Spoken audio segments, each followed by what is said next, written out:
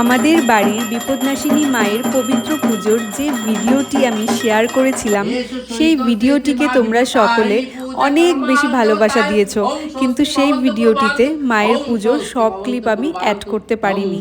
তাই এই দ্বিতীয় পর্বের ভিডিওটিতে মায়ের বাকিটুকু পুজো ও ভোগ আরতি, যজ্ঞ, তেল সিঁদুর দান তোমরা সকলে দর্শন করো ও মায়ের কৃপা লাভ করো। জয় মা বিপদনাশিনী। এখন মায়ের ভোগ আরতি হচ্ছে, তোমরা সকলে দেখতে পাচ্ছ পুরোহিত মশাই মায়ের ভোগ আরতি করছেন। তোমরা সকলে মায়ের ভোগ দর্শন করো, কারণ ভোগ দর্শনে দুর্ভোগ কাটে। ভোগ আরতির পরই প্রস্তুতি চলছিল অঞ্জলি নেওয়ার। আমরা সকলে মিলে মায়ের অঞ্জলি নিলাম এবং অঞ্জলি নেওয়ার পরেই শুরু হয়ে গেছিল যজ্ঞ।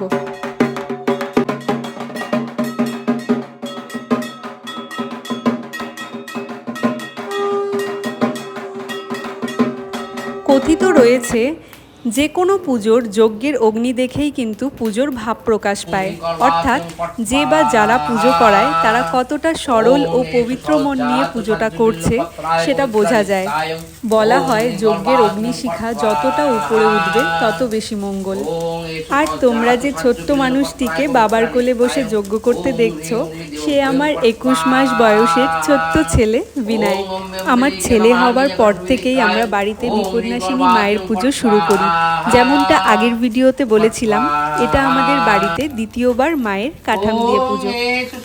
তোমরা যারা আমাকে এই ভিডিওতে প্রথমবার দেখছো তারা চাইলে আগের মায়ের পুজোর ভিডিওটি দেখতে পারো, আমি এই ভিডিওর নিচে লিংক দিয়ে দেব। আর এই তো যজ্ঞ সমাপ্তির পর দুধ ও শান্তির জল দিয়ে অগ্নিশান্তি করা হয়। আর এর পরই পুরোহিত দ্বারা শ্রী শ্রী বিপদনাশিনী পুজোর সমাপন করা হয়। কিন্তু আমাদের কাজ কিন্তু এখনও বাকি ছিল, কারণ আমাদের তেল সিঁদুর দান এখনও বাকি রয়েছে। আর এখানে যে দেখতে পাচ্ছ এগুলি কিন্তু ভোগ।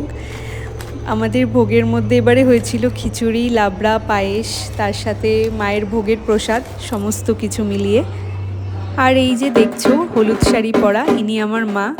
আমাকে সর্বপ্রথম তেল সিঁদুর দিচ্ছে। তেল সিঁদুর, তার সাথে সাথে পান, সুপারি, মিষ্টি, এগুলি একজনেও আরেকজনকে দেয়।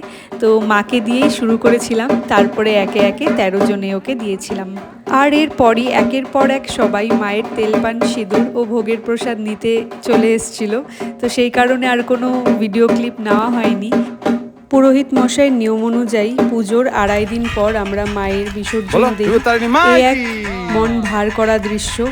আসছে বছর আবার হবে। তুমি সবার মঙ্গল করো মা। জয় মা বিপদনাশিনী।